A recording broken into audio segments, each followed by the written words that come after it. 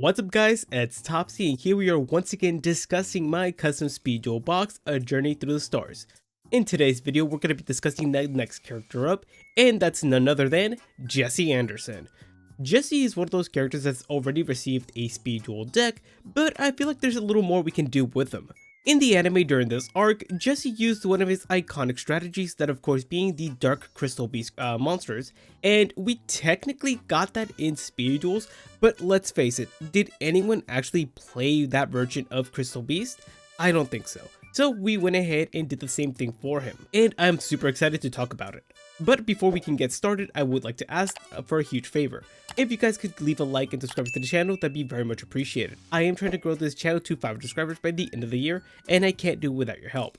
So with all that being said, let's dive right in. Alright guys, so here we have Jesse's brand new strategy, and as you can see, there's a lot of brand new advanced Crystal Beast monsters. And this is super exciting to talk about because I think as a whole, these cards are really cool and interesting.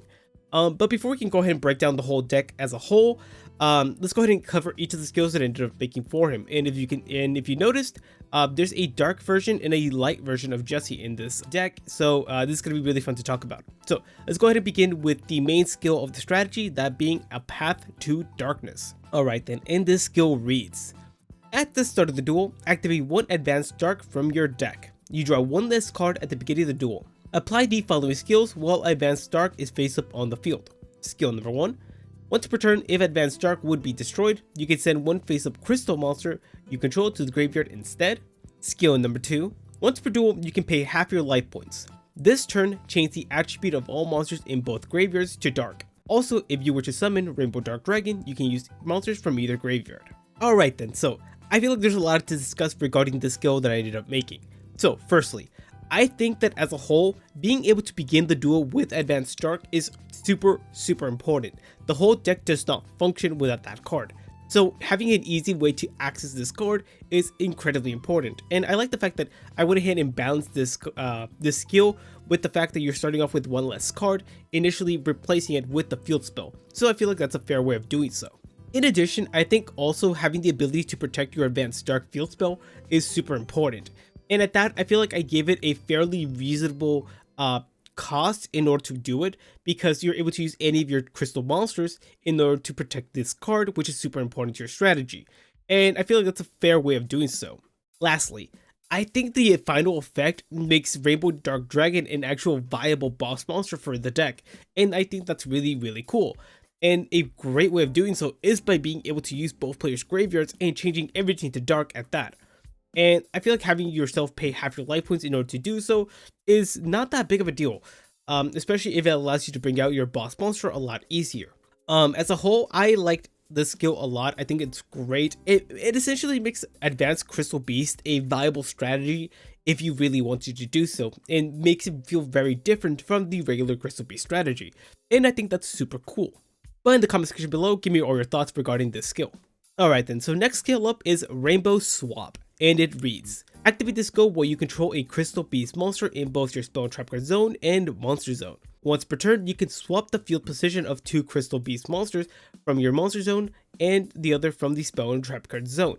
And I think this is a really interesting and neat effect that I ended up giving this card, because there are times where you're going to lose one of your Crystal Beast monsters, and essentially makes it very difficult to get access to those cards again unless you have some dedicated Spell and Trap cards that allow you to do so. And if you're playing Crystal Beast, your back row tends to get clogged up really fast, so having an inbuilt version of this skill to do so is really cool. So I really like this way. It gives a lot of versatility to the deck, and it's a really interesting and fun skill for the strategy.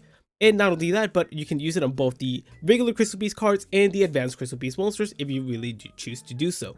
I don't know. In my opinion, I think I ended up making two great skills for Jesse. They're both really interesting in the way they work, and I think I kind of thought outside the box for making these skills. But in the comment section below, give me all your thoughts. Which of these two skills do you like best? Would you use any of these skills if you were to play a Crystal Beast deck? I'd love to hear all your thoughts in the comment section below. Alright then, so now that we're done talking about both skills for this strategy, let's actually cover all the cards in the deck, starting off with all the monsters. So first thing you'll notice is that I ended up omitting only one Advanced Crystal Beast monster, that of course being the Advanced Crystal Beast Amber Mammoth. And there's a really good reason for that. And that being that this card is absolutely busted. Compared to every other advanced Crystal Beast monster, this one is just borderline unfair, especially in speed duels.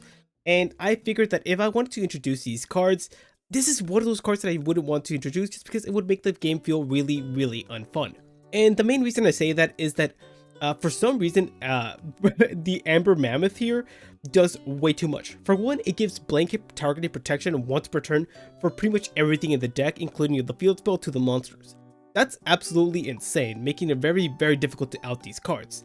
But in addition, if you thought you could just out this card via battle, think again, because once per turn, this card's also able to negate one Crystal Beast monster being targeted for an attack, making it even more difficult to out this card.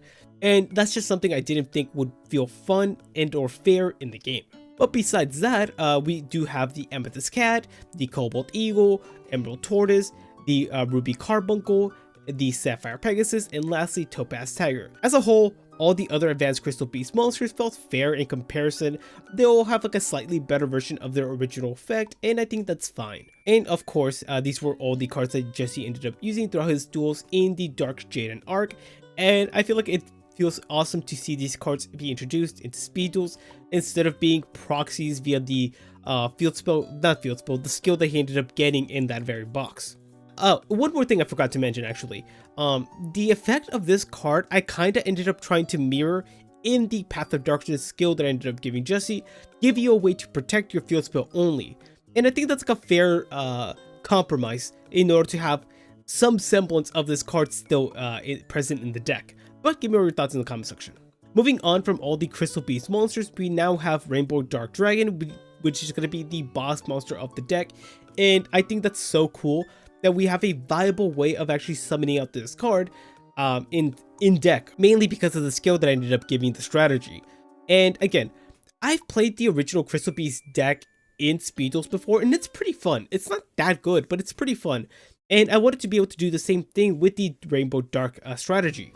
With the advanced Crystal Beast strategy, my bad.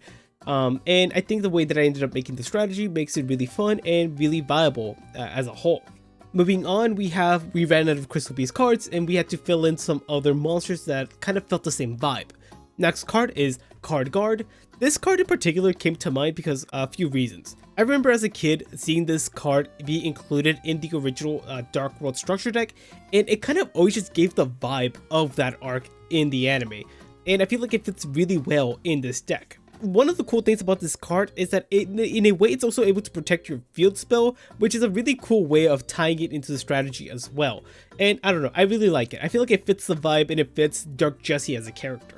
Moving on, we also have Doomsday Horror. This card's kind of neat too, just because it's able to, like, you have to play this card later in the duel after you've summoned out your Rainbow Dark Dragon and gaining attack based on all the banished dark monsters you use for its material. I think it's kind of a neat way of doing so. Also, if this card is outed, it's able to return all of them. And I don't know, I think it's a really neat way of doing this. And it kind of just fit the deck as a whole. Last monster here is Dark Hunter, another card that kind of cares about cards in the graveyard that are dark, and I kind of just wanted to have that theme be a really important part of the strategy, and I feel like the monsters that I ended up choosing fit the vibe really well. Also, the deck needs a way of getting multiple dark monsters in the grave, and having these cards be additions felt really, really good. Alright then, so next up we have the spell cards. First one up is Advanced Dark. Of course, this is the field spell that's needed for the strategy, and the deck doesn't work without it, so it had to be an auto include. Next up, we have Rainbow Refraction, which is a really cool power spell that's dedicated for the Rainbow Dragon strategy. It works with both Rainbow Dark Dragon and regular Rainbow Dragon. And I think it's a really nice effect. I don't think it's broken just because it's very difficult to bring out these cards. So having a dedicated spell card that works with them to give you more advantage just felt really good. Next up, we have a few more reprints for the deck. Cards like Crystal Beacon and Rare Value. These two in particular I kind of just liked for the deck. Rare Value gives you a bit more consistency, and Crystal Beacon is kind of like a flex spot for the strategy. Alright then, after that we have all the trap cards, and these are pretty fun to talk about because I feel like there's a lot more crystal cards that were more viable for speed duels in the trap section as opposed to the spells. First one up being Crystal Boon. Crystal Boon's a really cool trap card that lets you summon up to 2 crystal beast monsters from your spawn trap card zone, pretty much giving you a way to get access to some of your lost monsters. In addition, it also gains you life points based on the combined attack of those 2 special summoned crystal beast cards. And I don't know, I think because of the setup you need in order to activate this card, it's a really cool trap card to add into the game. It also has a cool neat little graveyard effect where if you special summon a crystal beast card, the turn after it's been sent to the graveyard, you're able to excavate a card, and if it's a crystal beast monster, you're able to special summon it. I think the effects that it has as a whole are really powerful, but feel fairly fair for the crystal beast strategy, just because the deck, there's just something missing in crystal beast that make it not as viable as other strategies, and I feel like Crystal Boon could help a lot with that. Next up, we have Crystal Pair. Crystal Pair is really cool just because it's like a weird version of Waboku for the strategy, but better. And I like it a lot. I think it's a really neat way of pretty much incorporating getting access to any crystal card from your deck. It also protects you for the rest of the turn from taking any battle damage. And I don't know, I just like the design of this card. It feels really good, and I feel like it'd be okay in speed duels. Of course, you can't have a Crystal Beast deck without a Crystal Regeki. This card's just incredibly powerful, and the deck needs it in order to have some level of like comeback ability and some ability to deal with your opponent's board. So I like it a lot. Next up, we have Dark Spirit Art Greed. We do have a dark strategy going on here, and it's a really neat way of giving you the deck consistency. I think it's a really neat card. I'm surprised we never got it in speed duels, and I don't know, I like it as a whole. It really ties into the whole point that this is a dark strategy. Last card up is Rainbow Path, another card that I'm pretty surprised that we never ended up getting in speed duels, because of the fact that it's able to negate an attack by giving you a cost, and at that you're able to search out your Rainbow Dragon and or Rainbow Dark Dragon. I think it's really cool. One of the main issues with the Crystal Beast strategy is that getting access to Rainbow Dragon or Rainbow Dark Dragon is really difficult. You can't particularly search for it, and giving you a trap card that's able to do that for you, it feels really cool.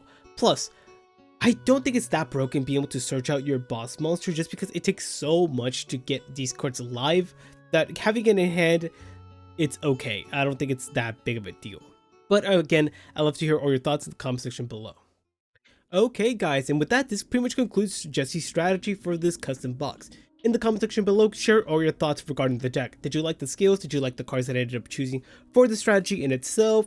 Would you play this deck? Give me all your thoughts. But as usual guys, if you did end up enjoying today's video, then a like would be very much appreciated, and it's the best way to support this channel, since it pretty much shows YouTube that people are enjoying the videos and pretty much gives you a bit more exposure. So if you could do that for me, that'd be very much appreciated. But with that being said, have a wonderful rest of your day, and I'll catch you on the next one. Bye.